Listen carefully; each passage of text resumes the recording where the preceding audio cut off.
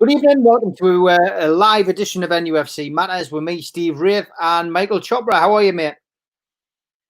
I'm not too bad, Steve. All good. Obviously, I'm still in Indonesia, in Jakarta. The lockdown's been lifted. The traffic is an absolute nightmare. Takes you about 2 hours to drive 2 miles, but other than that, it's 35 degrees, which is nice. But yeah, everything's well, mate. That's good, mate. That's good. Still no movement on the old takeover front since we last spoke. Lots of media articles, etc., that have been written over the last probably 10 days since we had you on. And I'm not sure whether you saw the show the other night, but obviously after the latest amount of MPs had apparently got together to try and put in a last-ditch effort to block the deal. We've got Ian Mearns on, who's the MP for Gateshead. We had him on the show on Friday night, and he more or less said it makes no difference what on earth MPs do. You know, the government has already said that it's not going to intervene, it's not going to get involved. So, you know, they can get together all they want. It's not going to make a blind bit of difference. Yeah, that's right. Look, at the end of the day, it's down to the Premier League. Do you know what I mean? The government can't get involved in any Premier League matters. They can't change the rules of what's right for the owners' test. It's all down to them. Why should the MPs get involved? Do you know what I mean? They've not been involved in any other football clubs before, any other takeovers of Liverpool's, your Man United. So just because it's Saudi Arabia, why get involved? Do you know what I mean? I seen that there was 11 of them or something trying to group together and trying to sabotage the deal. But look, at the end of the day, everybody's still very positive. Amanda's positive. The PIF are still positive that it's going to happen. The transfer window opens in a couple of weeks. Realistically, Newcastle United are safe in the Premier League. There's no rush now. Do you know what I mean? You may as well let the season finish, and then hopefully by the time the transfer window opens, when business needs to happen, that's when the new owners can come in and take place. Yeah, I mean, you know, we're all still in the same boat, Michael. Nobody really knows what's going on. We're all hoping, essentially, that the Premier League are going to come back with an announcement sooner rather than later. But there seems to be a lot of, you know, a lot of people suggesting now, fans and media alike, that, you know, maybe this will just happen at the end of the season, and that, you know, that would probably be the natural time for a takeover to go, you know, to go ahead and take place, because, you know, essentially, you know, new owners don't want to come in and, you know, rock the boat straight away.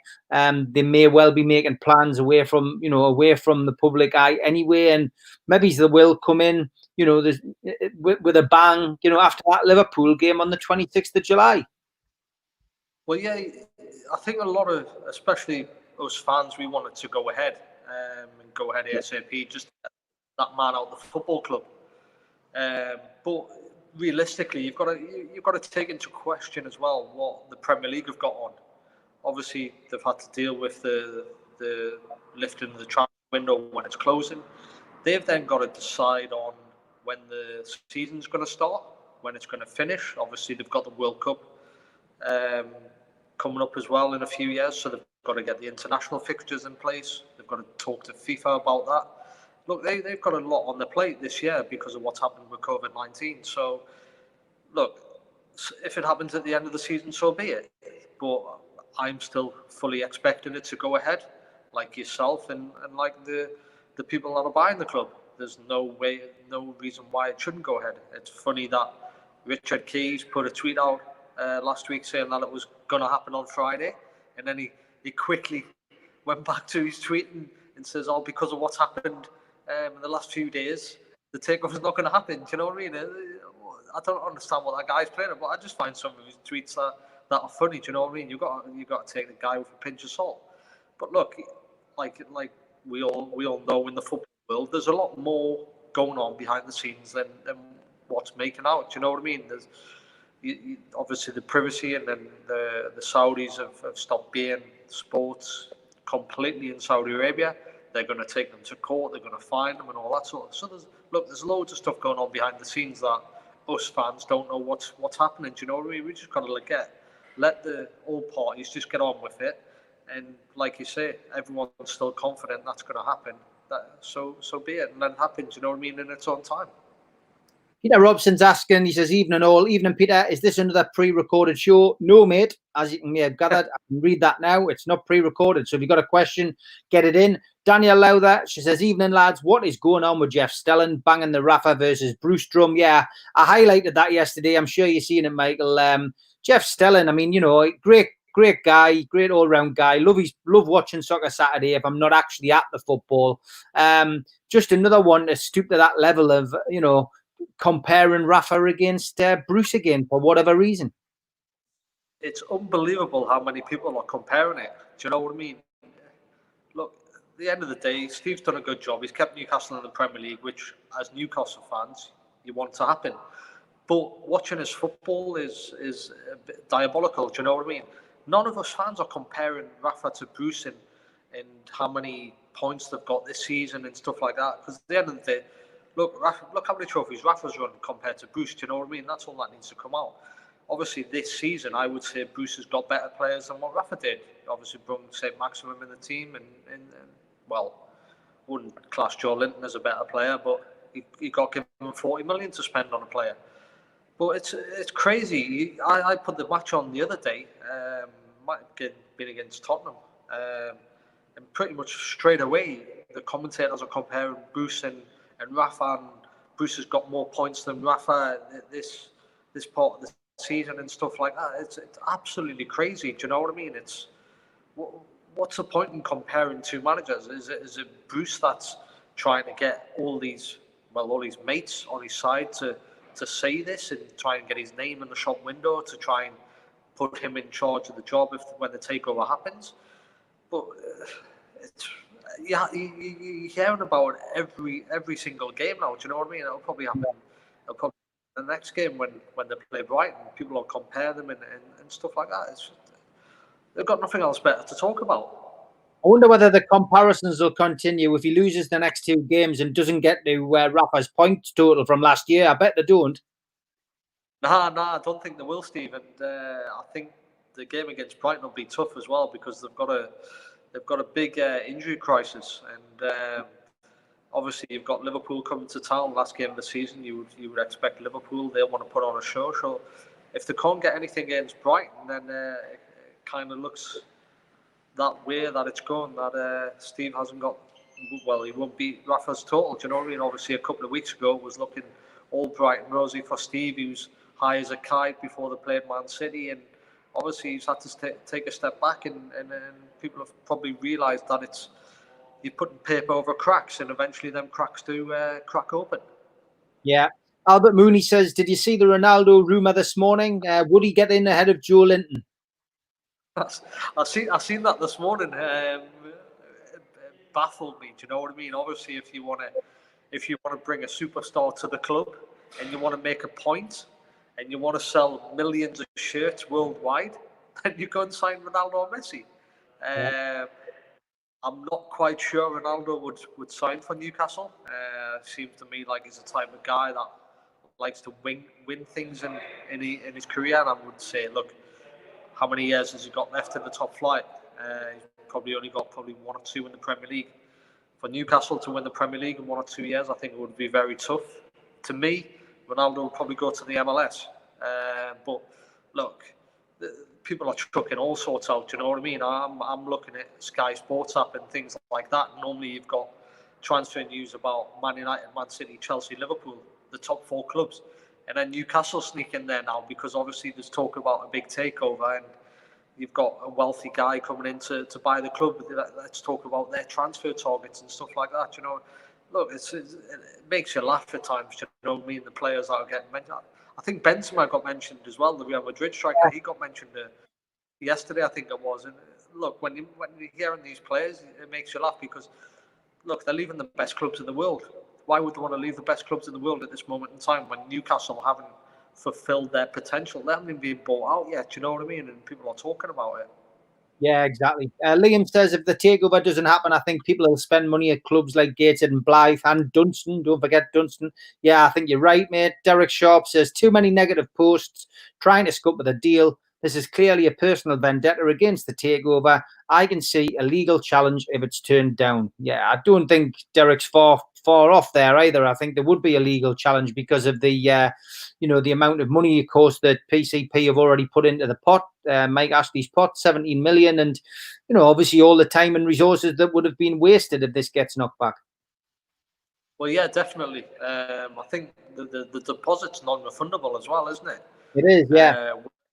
Whether there's a clause in there to say if the Premier League knock it back, do they get their money back? If it's non-refundable, you don't get the money back. Look, PIF and Stelvey in the room with us, like I've said before, and I'll continue to say it, they would have done their research about the club. They would have spoke to the Premier League, how far they need to do and what they need to do to get this go-ahead to happen, the takeover to happen.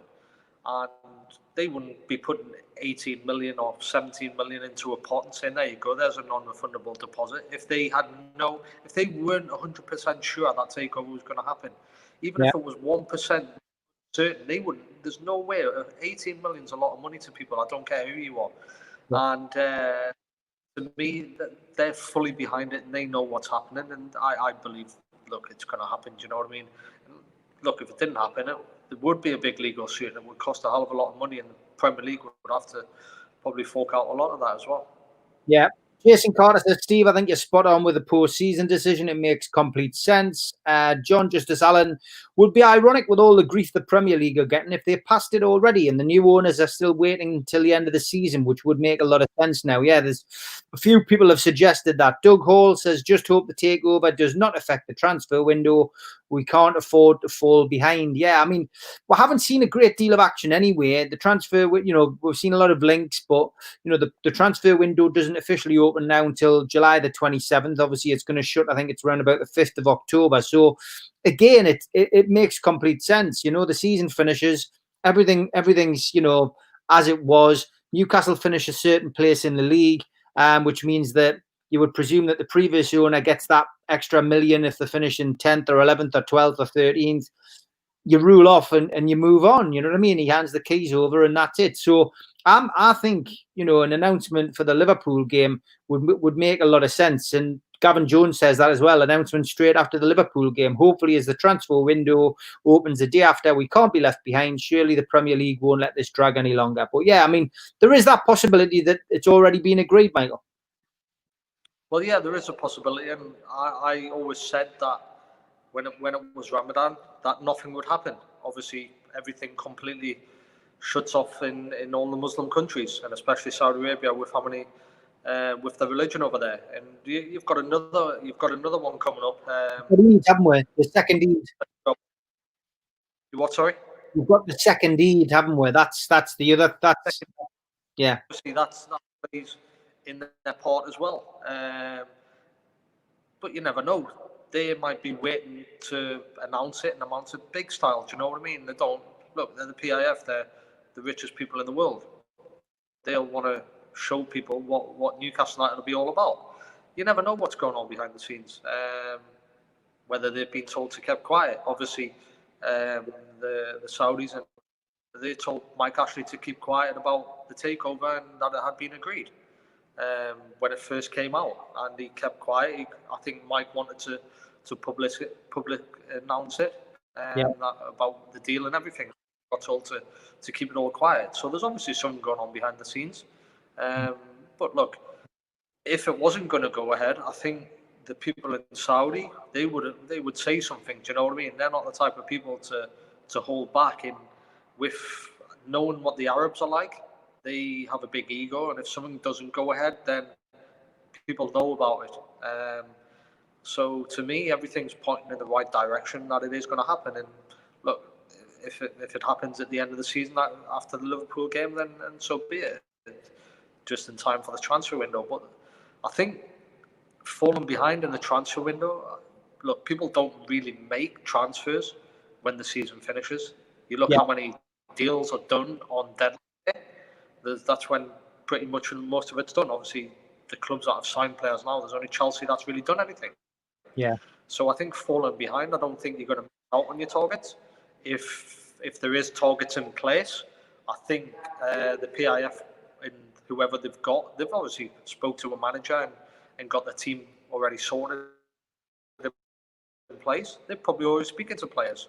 If this takeover happens, then there's a chance you might be coming to Newcastle United. So just bear in mind, keep your options open, that sort of thing. Do you know what I mean? And so I don't think Newcastle would fall behind so much in the market. That's good to hear. You've obviously had an experience in that kind of world as well, the agents world, and as a player. So it's interesting to hear you saying that. Peter Robson says, I truly believe the deal is done. The new owners have a manager, players and deals lined up, just waiting for the green light. Jason says, in my opinion, the decision's already been made. They're just waiting for the season to end. Dan says, all right, gents, am I the only one so sick of hearing all these Rafa comparisons? Stop looking in the past and let's make a song and dance about the future. Yeah, I think everybody's sick and tired of it. And me and Michael have just agreed there as well. Peter says there's a zero comparison. It's a donkey versus a racehorse, in my opinion. Liam says Rafa to Bruce is like comparing the Man City team to the Salford team. And Dan says, I'm sick of hearing about Rafa. He left and he was forced out. All we hear is people banging on about him, and I'm sick of it. So, yeah, I mean, everybody is sick of it, to be honest. And Wilfred says, Jeff Stelling's a naughty boy. Rafa's incomparable to Bruce. It's like comparing Ferrari with Ford Fiesta. Rafa was king. Jason says, I have to disagree with Michael. Some of Rafa's football was as diabolical as Bruce's. I can't see the join sometimes, to be honest. Yeah, I've seen a lot of people say that, Michael. It's not a criticism of you. I think a lot of people have.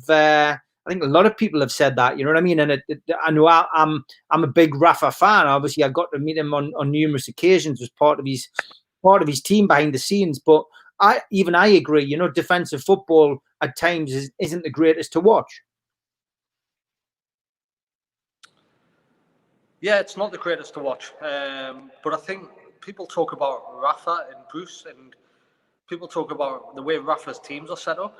And to me, when Rafa's teams are set up, when he plays 5 at the back or if it's 3-5-2, they have a game plan. And you can see from the shape, every single player knows their job in the team. When I look at Bruce, do they have a game plan? I don't think they do. Do they know the jobs in the team? I don't think they do. And I've already said that. I come out on TalkSport and said one of the players have told me they don't know the job in the team. And that came from one of the players. So when people compare and they say Rafa's tactics are boring and so, but you look at Rafa when he was at Liverpool, did he play attacking football? He didn't really play attacking football. I think he was one of the first people to bring the 4-2-3-1 into the club when they played against AC Milan in the Champions League. Very defensive, but it worked. But on the other hand, you can only judge a team on the resources you've got, and when you haven't really got many attacking players in your team, you can't really go out and attack teams. You have to play a certain way. And the philosophy at Newcastle United was you have to defend as a team, you have to be compact, and you have to attack as a team. And when you do get the chance, you've got to score goals. And you just need to look at how many goals that got conceded. And I think I was reading the other day that they had the 3rd best defensive record behind Man City and one of the other big teams. And that's because Rafa's, you've seen it yourself when you go to the training ground, you see how much he is detailed to training and how many times he watches games and where it's gone wrong and that sort of thing. To me, Steve Bruce doesn't do that. I think he just gets on with it. You know what I mean? I've said it before and I'll say it again. If they win a game, he gives the players 2-3 days off. That doesn't happen in the big clubs. It doesn't happen. That's old school, all that sort of thing. Do you know what I mean? Big clubs want to realise, right, okay, how many times did we give the ball away? Why did we give the ball away? Why did this player get a chance? How do we stop this player getting in at certain points? Whereas Rafa would do that and Bruce wouldn't do that. So just by knowing the game and being in change rooms with coaches, I kind of understand why people are saying Rafa's different to Bruce and stuff like that, because I can see it. Bruce wouldn't work on some of the things that Rafa's doing. I don't know if Bruce has the mental or knowledge capacity to do that. Yeah, I agree. And he's never got a plan B. Bellarella says, are all the directors and owners of the clubs that are going to be promoted to the Premier League? For example, Leeds going to have to go through these stringent tests the Saudis are going through. It doesn't work like that, sadly. They already own a club and obviously they go through stringent tests, although slightly different ones with the EFL. We've seen that. with Wigan, of course, that the tests are a little bit easier to get through than the Premier Leagues. Doug Hall says Ashley has run the club well as a business, but not as a footballing club. Got to be honest, we had John Waff on, who was in the Magpie group last night. If you get a chance to go on the channel, watch it. It's had some great views, and a lot of people really enjoyed listening to what John Waff had to say. He also gave some advice to Amanda and the future owners of the club, so well worth a watch. But that was certainly what John Waff felt. Yeah, it was run as a business, not as a football club. Peter Robson says Mr. Chopra is like Benjamin Button. He hasn't aged a day. And Danielle says, Steve, the beard's coming along nicely. Beard watch. Yeah, I'm just getting ready for my first trip to Saudi once the takeover goes through. Dan Hunt says, what do you expect to change in regard to the financial fair play rules, and how much will we be able to spend? Yeah, this is an interesting one, Michael, because obviously Man City, the verdict for Man City was great for them. Obviously, a lot of people weren't very happy about it. Jose Mourinho made his point quite clear. But one would imagine with Newcastle's new owners coming in and the transfer window opening on July the 27th, it's good news for the new owners. Yeah, look, going back to the Man City thing, I said to a lot of people that Man City will never ever get banned from Europe. I think they've got too much power. With the Arabs being involved, they've got a lot of money, and look, you know what FIFA's like and that sort of thing. Do you know what I mean? And to have a team like Man City missing out on a major competition, I think it would kind of kill the game of football. Obviously, people talk about financial fair play and that sort of thing. Look, there's ways around it. Do you know what I mean? You just have to be a lot smarter than what people are doing. With Newcastle United, how does it work? Because they're brand new owners coming into a football club. They've got money that nobody can imagine. Does it come in on how much sponsorship comes into the club, depending on how much they can spend? Because look, they could get one of their Saudi companies to sponsor the club and say, look, it's sponsoring the club for 500 million. How much can you spend of that? It's a hard one to say until there's rules, and obviously they'll probably change the rules now with what's happened with the City Group and that sort of thing. But it's hard to point out and say, well, how much are you able to spend? You can't put a figure on it because nobody really knows what the rules are. It's one of them things. There's loopholes in every financial situation. Do you know what I mean? And Man City have proved it. There'll be a loophole in how Newcastle United make money and how they spend it. It's just you've got to come now to an agreement how much is allowed to spend. Do you know what I mean? It happened with PSG as well, with the Qataris. Something was happening with them with the financial fair play. Nothing happened. They get a fine. What's 10, 20 million to a club like Man City and PSG? Do you know what I mean? They spend that on a new shower room or something, you know, the training ground sort of thing. It's nothing. It's peanuts. Yeah, it is. Peter Robson says when this happens, managers and players will be banging at the door to be part of it. Jason Carter says the fact that PIF have been so quiet of late but made all the right noises by banning beIN Sports, etc., says to me that it's done. Premier League rights will be next. Derek says if the takeover goes through, where do you think we should target our league position in season one? Well, I've covered this before, Michael, but I think we're being a bit cautious, aren't we? We don't want fans to get too optimistic. I mean, we're not going to be challenging for the Premier League from the off, but you know, you'd like to think that they'll be targeting at least a Europa League spot in the first season with some shrewd investments and with a decent head coach in place. Yeah, I think probably the first season you've got to finish in the top 10. Do you know what I mean? You've got to make a point.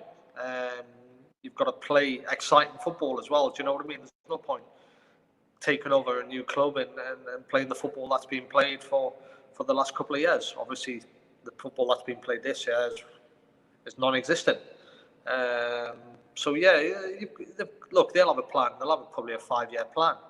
Within 5 years, they'll probably want to win the league. It'll be a bit like when Man City took over. You've got to do it in stages. You can't go out and spend millions and millions on players because look, it's proved that already the last 2 years in the Premier League. Fulham got promoted, basically bought a new team, spent 100 odd million. What happens? You get relegated. Aston Villa get promoted, do exactly the same, spend 100 odd million, pretty much getting relegated. So you've got to balance it out. You've got to keep some of the players that you believe can do a job in the team, which Newcastle have probably got a core of players that can do that, and you've got to build a team around them. And then eventually, after 2-3 years, you start bringing in world-class players. I'm not saying you don't go out and buy a world-class player at the start. Do a bit like what Man City, I think they went out and bought Rubino straight away for 32.5 million to make a statement. Newcastle do. They're going to bring a big name in just to make a statement that we're bringing a player in. We're going to be going places, and then you build the team around that player. But look, the first season, fans, we can't get overexcited. You know what I mean? It's new people are coming in to run a club. They've got to find their feet as well, and you bring a new manager in. You can't expect things too quickly as well. They've got to get used to it. Look, we've got to be realistic. Do you know what I mean? We haven't challenged for anything since Bobby Robson was at the club. Things too challenging for the they've got to. So yeah, it's one of them things. You've got to do it in stages, Steve. Yeah, you have 100%, mate. Hello, lads. Should Bruce be sacked if he loses 5 in a row? Come the Liverpool match, they're showing form, and I think it's a bit harsh on him. I think they'll keep him until the end of the season. Paul Shank says, any problems with STC still sponsoring Man United? I'm not sure whether there would be any problems with that, would there? I wouldn't have thought so. I think it's different companies, isn't it? It's one of them things. I wouldn't have thought there'd be any problems. There's no, there wouldn't have been no obligations between companies, and right, you sponsor them. They've sponsored them before the Saudis took over Newcastle. Do you know what I mean? So I don't think there'll be any problems. The timing of the ban of BN was a bit weird with Saudi unable to watch us. I find this dragging on for them to get rights for themselves before the season starts, says NUFC. Ruldius says PIF was very quick denying the Man United deal on the official channels, and the fact that they have not denied it yet makes me think it's done, just waiting for the season to end. Tel Ross says the takeover will happen, and the safest way, there will be parties in our bubbles or social distances in bars, etc. Cans where dreams start to become reality. Steve, all these talks have been class. Thank you, mate. Michael, who would be your first signing for Newcastle following the takeover? Someone to build around. I've always said, to make a statement, I would go and get either Gareth Bale or Coutinho. There's been talk about Bale leaving Madrid, possibly on a free transfer, if they're going to pay him up. I think he would be a great sign. I think he would love to come back to the Premier League. Do I think one of the big clubs will take him? I don't think so. Then you've got to look at what other clubs outside the top 6 would take him. If Newcastle get the funding for that, I honestly believe they would jump at the chance.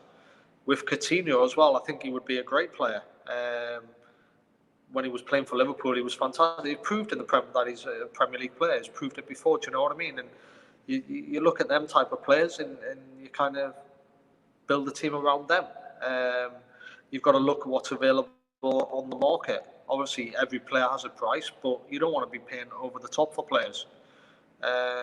So people talk about, like I've said, people are talking about Coutinho going to Arsenal at this moment in time, and Guendouzi going somewhere else. But yeah, they're the 2 players that I would seriously look at.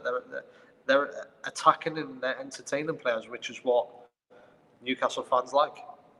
Jason's asking what your opinion is on the current situation at Sunderland. I know we are rivals, but if they folded, it would be a modern day travesty. Yeah, there's hell of a lot of stuff going on at Sunderland at the moment, and they just seem to be in complete turmoil. Stuart Donald now stepped down, of course, down the road, and the board of directors, met with fans, and they've been criticising the supporters. The Sunderland Echo, which of course never really, sticks its foot in the water, seems to have been, dipping its toe in, and now it's come out and spoken out against the club and backed the supporters. So it's a mess, isn't it, Sunderland? An absolute mess. It's funny you'll say this, and Newcastle fans will probably hate me. I spoke to somebody in Sunderland last week about buying the club. I've got two people that are possibly interested, one from Indonesia and also one in America. And I'm not doing it for a Newcastle Sunderland thing. I would love Sunderland to be in the Premier League, playing alongside Newcastle, because I think it's great for the fans, it's great for the city. What's happening now is, I'll see what change I've got in my pocket here, and I'll stick my hat in the ring as well. I think it's disappointing. Do you know what I mean? Because look, I know we don't like Sunderland and the fans and stuff like that, but for that to happen to a football club, it's disappointing. Do you know what I mean? If it happens to any football club, and what I've learned and what I got told about the finances at that club and what Stuart Donald's done is it's bizarre. He took a 20 million loan out for himself with the parachute money. So he owns Sunderland 20 million. He also, there was going to be a takeover last year from Michael Dell, who owns Dell Computers, the American. He also took out a 10 million loan for himself with Michael Dell and secured the Stadium of Light against that loan. So if he doesn't pay it, then they automatically take over Sunderland. So the club is in a bit of a mess. And then I got told that they were asking for 40 million to buy the club. Now, 40 million is a lot of money to buy Sunderland Football Club, especially being in League One. So I spoke to my guys and they kind of told me to hold off talks and that sort of thing. So, look, I think the club's in a mess. They've got a couple of things good going for them, that they own their stadium and they own their training ground, because not many football clubs do. But I think Stuart Donald's took a risk on the club and it's backfired. And you're starting to see that now. And look, you want all the North East teams to be in one league. You want them all playing against each other. Because look, when they were all playing against each other in the late 90s, when Middlesbrough were in the Premier League as well, it was brilliant. You know what I mean? You're jumping on the bus, going down to the away game in the stadium. When you win, you get the bragging rights. It hasn't happened for a long, long time now. Yeah, I mean, it comes to something when some of the Sunderland players are moving to South Shields because they see that as a better option. I'm sure the saga down there, will continue. It'll be interesting to see what happens. We've got to look ahead to tomorrow's game, mate, because we're doing a shorter show tonight. So big issues, really, because players are dropping like flies. We've got obviously no Jamal Lascelles now. He's out after undergoing surgery to rectify an ankle problem. Fabian Shaw is also missing now. He's expected to undergo an operation to repair shoulder damage. Lejeune, Clark, Sean Longstaff, Isaac Hayden are all missing. Alan St. Maximum is rated now extremely doubtful. Danny Rose is back in after sitting out the defeat against Spurs. Obviously, he couldn't play against them because that's the club he's on loan from. Andy Carroll's now returned to training. Rather bizarrely, Steve Bruce has added Paul Dummett to his list of doubts for Monday, but he can't actually play. Now, the one thing I want to talk about really is that the story that's come out in the press today, Andy Carroll's volunteered to play centre-half. Steve Bruce is apparently considering it. Yet we've got a perfectly good youngster on the bench, Kell, in the squad, who could feature as a centre-half. Surely the Brighton game is an opportunity to give the youngster a chance. Well, I think it's bizarre that Bruce is actually thinking about playing centre-half. You obviously look, and he's come out and said, he used to play centre-half when he was younger. Look, he's probably played centre-half when he was playing Sunday League football. Do you know what I mean? I don't think he's ever played a first-team competitive game there. And Bruce says, he's a good centre-half, he's this, he's that. Andy Carroll's a centre-forward. There's no way you can go from a centre-forward to a centre-half. What? Because he's 6 foot odd, he makes him a good centre-half. And look, I'm all for giving the youngsters a chance. And look, you're safe in the league. Why not go out and give one of these young lads a chance? You're only going to know how good he is by chucking him in the first team and seeing how really good he is in a competitive game. Now, if I was one of these young players coming up, I'd be very, very disappointed when I would have thought, with the club being safe, there's a chance. There's 2 games left of the season. Let's see what these young lads are all about. Let's see what the future of Newcastle United's all about. Let's see how good they are. let's see all these promising kids. And I wouldn't just give one or two of them a chance. I would go and give some of the others a chance, a couple of midfielders, or to give the best midfielder a chance. One of the strikers, bring him in. Joe Linton hasn't showed his quality. Whether he's going to be here next year, I don't know. Let's go and give somebody else a chance. These homegrown young players that are hungry, that'll wear the badge on the sleeve and the heart, and go and give them a chance. Do you know what I mean? It's disappointing when you see Bruce saying that he's going to play Carroll centre half, when you've got a young lad that's learned his trade playing centre back for 10, 15 years, and he's not going to be given a chance. It's disappointing, mate. It is 100%. Looks very much like the players have chucked it in now. There wasn't a great deal of effort in the last couple of games, and it almost looks as if they've, they are now flip-flops on and on the beach, sadly. But how do you see tomorrow night's game going, mate? It'll be tough. Obviously, when you play away from home, it's tough, even if it's behind closed doors, because you've got the travelling, and it makes it even tougher when there's a lot of injuries. Obviously, with the way St. Maximin was playing, he could create chances out of nothing. Obviously, that hasn't been happening in the couple of weeks. They've started to dry up a bit. But you look at Brighton. They've been fighting the relegation, and obviously they'll want to win and try and consolidate themselves as high as up the table as possible, and try and finish the season on a high. To me, I can't see Newcastle winning. I can't see them winning the last two games. And like you said, it feels like the players are on holiday already. It does feel like that. It's sad, but it does feel like that. Why is it they can go and play how they did against Bournemouth, turn up against Man City, play like that, turn up against Tottenham, play like that, and whatever happened at Watford, do you know what I mean? It's bizarre. I believe that the professionalism of the football players, obviously, when they stay in the Premier League, they've took a foot off the gas. But my understanding, the football club, is that if you finish higher up the table, then the club gets more money. And do the players get more money? They might do, I don't know. It's one of them cases. If they get more money, then they might try a little bit harder if they finish one place above. But to me, I can't see them beating Brighton. I really can't. I think the way Brighton play football, I think the way they pass the ball about and the way they play, I think they'll beat Newcastle United. It's sad to say that you're talking about a team like Brighton beating like a big club like Newcastle, because you'd never ever see that in previous years. But I'm saying it now. I don't think it'll happen. I think Brighton will beat them.